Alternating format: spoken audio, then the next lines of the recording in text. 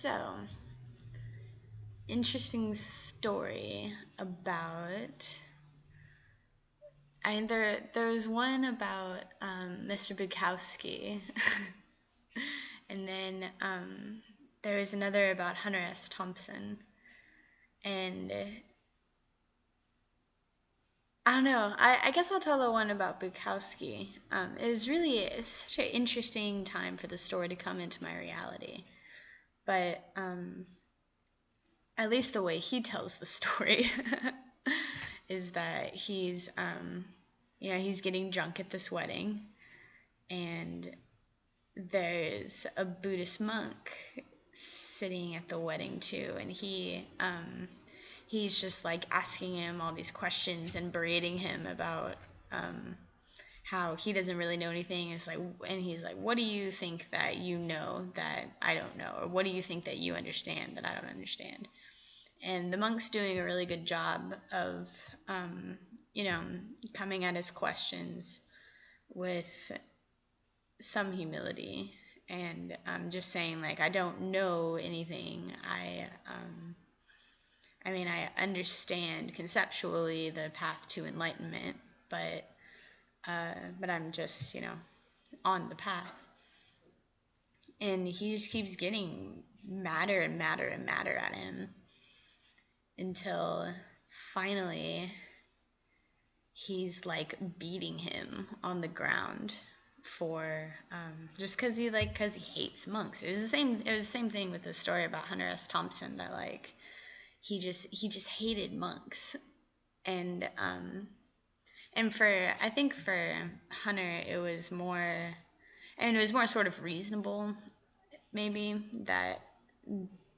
that a lot of monks, maybe like of the time or something, were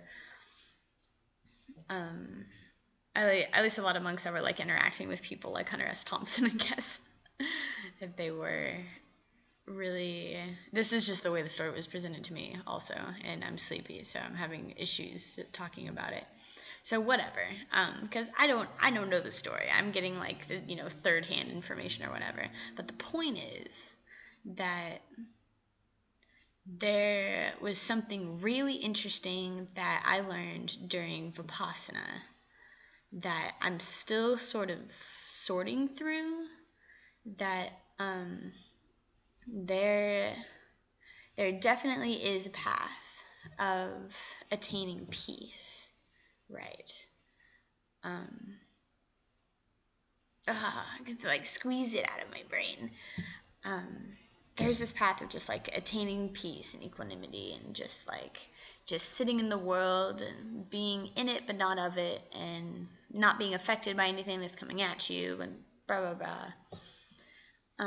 What I was thinking during Vipassana, that at the time I was thinking that it was impurities leaving my mind, or at least showing themselves in my mind. But what I was thinking was that I don't even know if I want peace in the way that it's being described right now. Like, I don't know. I don't want to be numb to things, and that's it. That is completely not what Vipassana teaches, which is how I like came to terms with it over, like in the last half of the course. But that was one thing from the story, at least like the story of the monk and Hunter S. Thompson, is that the monk kept referring to Hunter's mind as the monkey mind. That's what artists and intellectuals and people like him were, like, kind of quirky, crazy monkey mind, and talking about it as if like his path is above that. Like, well, I'm on the path to enlightenment, and I'm on the path to potentially living in a monastery for the rest of my life, or going up on a mountain, and like that sort of existence. And that, again, this is not what Vipassana teaches, but it's something that I've had an issue with for people who talk about ascension, or like new agey people who talk about ascension a lot of times, or new agey people who talk about enlightenment in some like abstract way, that that attaining it for yourself and just wanting to be out of suffering, or just wanting to, like, oh, this world is so dark, I just want to be done with it. I just want to be done with it. It's, by design, a very selfish thing, right? And really, in order to get to this place of enlightenment, as people talk about it, you can't really have that perspective. I don't know. So, like, I don't even know what is going on with this whole thing, right? Like, I definitely see the benefit of training to be a quantumist as things come in, so you're like lessening your cravings and lessening your aversion, so that as things come in, you just have a really clear mind and you can just respond accordingly, right? Like, that makes sense to me. But I don't even know what it is. Like, I really like the nitty-gritty, emotional, dark, dramatic stuff, and maybe that makes me a monkey. I don't know. Maybe I am a monkey. Maybe I have a monkey mind. But, like, there's something so epic about just like being in it and experiencing it and creating things that are inspired from it, right? Like, that's the stuff that we all love so much, the art and paintings and music and books and weird philosophical shit that people like Bukowski write or whatever. Guy who would, like, beat on a monk at a wedding. That's, like, it's so fucked up. But what's great about it, sort of, is that for someone on the path, in order to really fully advance, you have to be able to interact with potent darkness and move through it in order to get all the gold coins that you need to really advance all of the levels, right? To beat level 99. But the thing about it is, if you're living in a monastery all your life, or you're living on a top of a mountain meditating all your life, you're not confronted with that, right? You're not confronted with, like, the earthly version of that. And I'm not saying that spiritual warfare is not the same, or, like, that it's less than third dimensional stuff. But if you're in a third dimensional body, then you're experiencing third dimensional things, right? Like, that's the thing that you experience most thoroughly, maybe. Maybe not. I don't know. Like, I don't know what I'm talking about. But it seems to me that what Bukowski and Hunter S. Thompson did was, they were able to be that darkness so that the monks could advance. And the monks wouldn't be able to advance if they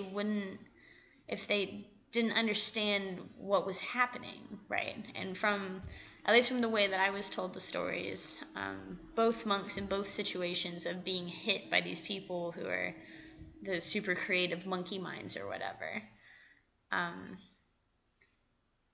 at least the one for Hunter S. Thompson was like, oh, gotcha. So, like, you're really wise in your own way, in your own little monkey mind. Like, you're super wise in a totally different way than I can comprehend, and I kind of respect you in a weird way.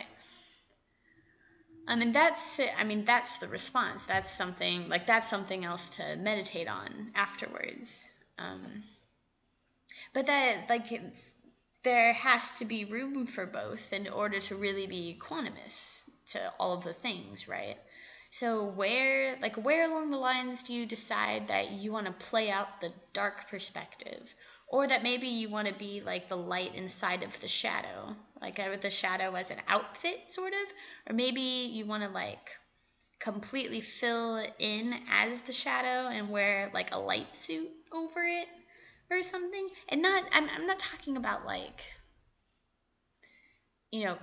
crazy, like, maniacal, violent, horrible darkness that, like, rapes kids and makes people starve and nukes countries or something.